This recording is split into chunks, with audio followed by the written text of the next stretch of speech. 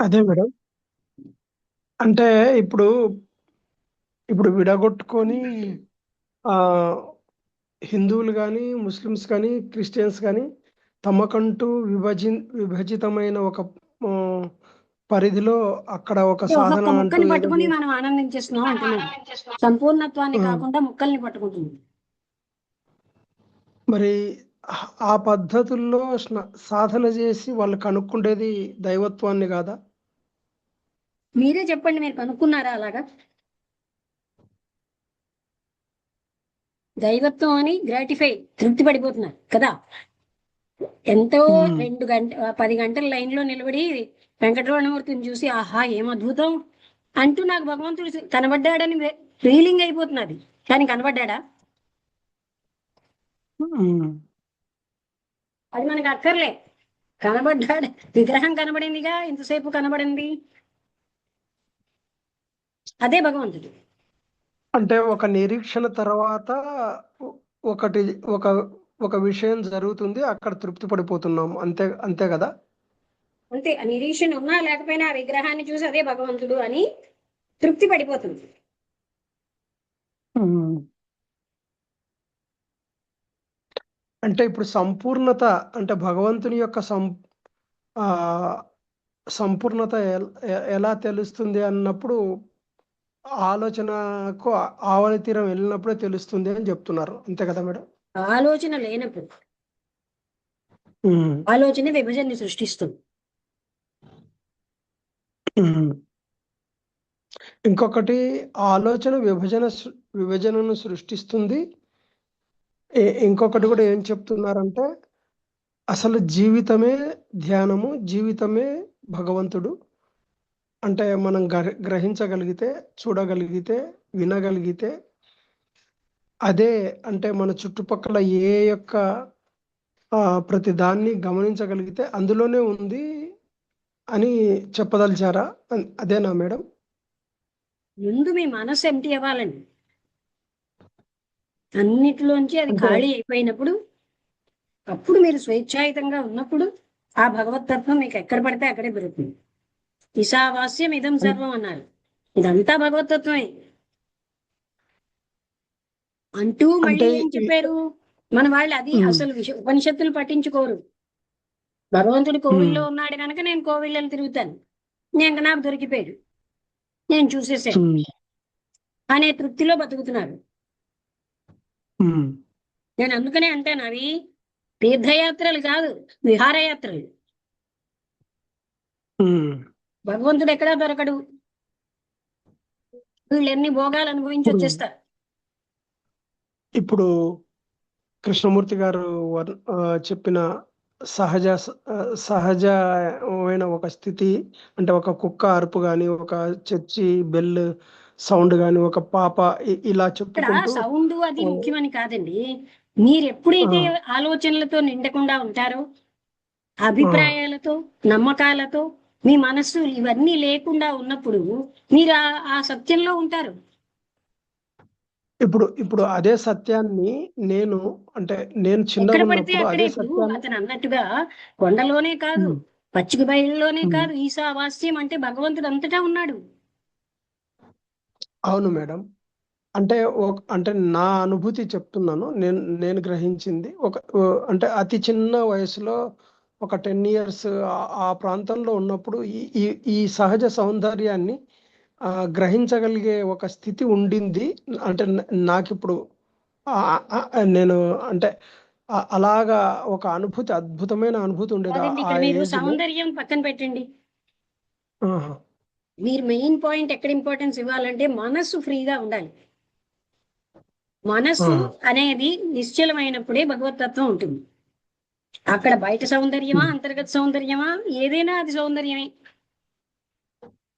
ఉమ్, మనస్సులో ఇన్ని నమ్మకాలు, ఇన్ని అభిప్రాయాలు, ఇవన్నీ పెట్టుకున్న మనస్సు ఎప్పుడు బద్దెనై ఉంది. ఉమ్.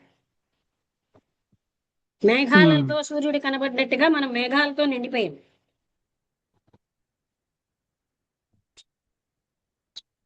అప్పుడు ఒక అవును మేడం. అంటే అంటే సమస్యలకు అతీతంగా, సమస్యలని ఆలోచనకు కాదండి, అతీతంగా. మీరు ఏ మాటకు ఆ ఉమ్, మాట, నమ్మకాలు లేకుండా ఉండాలి.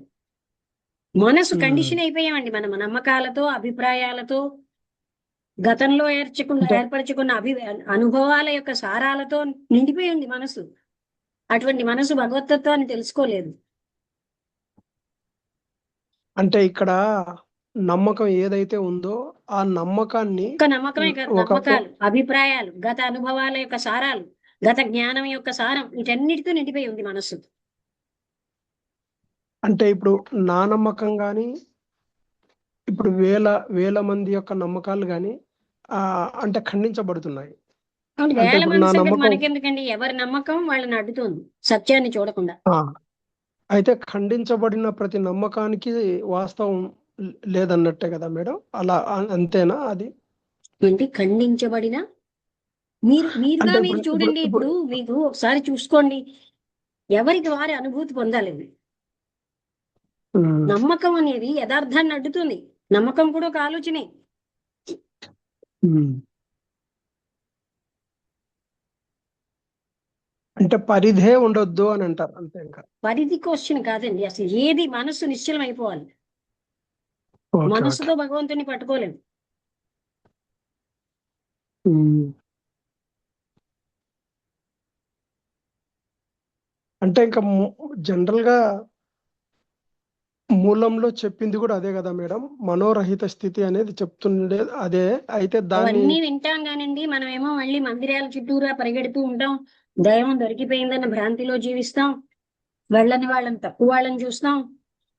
గ్రంథాలు చదివితే గొప్పస్తనం అనుకుంటాం, అనుభూతి లేకపోయినా. ఉమ్,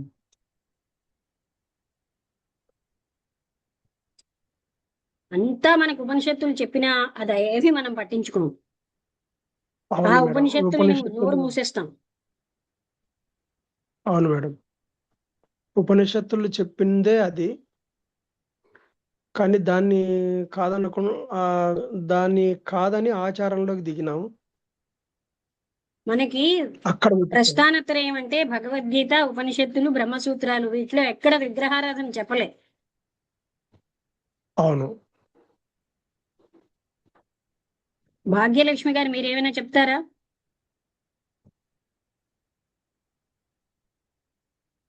ఈ రోజు మీరే చెప్పండి మేడం. మీరు కూడా చెప్పండి ఈ విషయం మీద. రేపు చెప్తాను మేడం. ఇవాళ కొంచెం అంతరాయంగా ఉంది. అర్థమైంది కదా? అర్థమైందండి. ఫోన్లేండి, ముగించేద్దాం. రాంబుద్రి గారు, అర్థమైందా మీకు కూడా? అర్థమైంది మేడం, అర్థమైంది. అదే ఆ, అంటే ఇప్పుడు మీరు అన్నట్టు ఏంటంటే ఉపనిషత్తులు ఏదైతే చెప్తున్నాయో దాన్ని పక్కకు జరిపేసి ఆచారకాండలో దిగి ఒక మతంలోకి స్తోత్రాలు వెళ్ళిపోయి అక్కడ స్తోత్రాలు లలితా సహస్రనామం చదివిస్తే నాకు లలితాదేవి దొరికిపోయింది.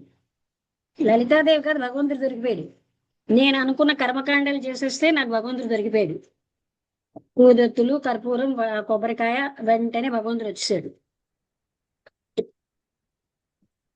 అంటే ఇప్పుడు ఇంత ఆ, ఇన్నిటికీ మూలమైన ఆ ఋషులు ఎక్కడ విగ్రహారాధన కానీ వాళ్ళు చెప్పుకోకుండా వాళ్ళ వాళ్ళ పద్ధతిలో వాళ్ళు ఎక్కడో అడవుల్లో ఎక్కడో కూర్చొని వాళ్ళు చేసే ఇప్పుడు స్థితి అడవులు వాళ్ళు కూడా చూపించారు. అక్కర్లేదండి, మనస్సు నిశ్చలం చేసుకోవడం ముఖ్యం. మనం ఇక్కడే ఉండి, ఇప్పుడు అడవులు కూడా లేవు సరిగ్గా. అవును మేడం. వాళ్ళు సూచించిన దాన్ని అంతా పక్కకు జరిపేసుకొని మనకు తోచింది చేసుకుంటూ వెళ్తున్నాం అంతే. ఇంకా అంతకంటే ఏం లేదు ఇక్కడ. నేను తీర్థయాత్రలు, ఎక్స్కర్షన్స్ అని అంటే కోపం వస్తుంది, కానీ అక్కడ భగవంతుడే లేడు వీళ్ళ తీర్థయాత్రల్లో. ఉమ్.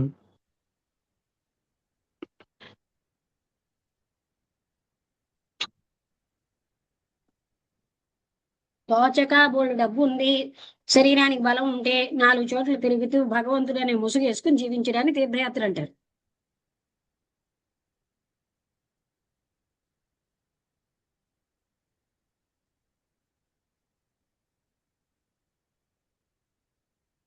ఓకే అండి, ముగించేస్తున్నాను.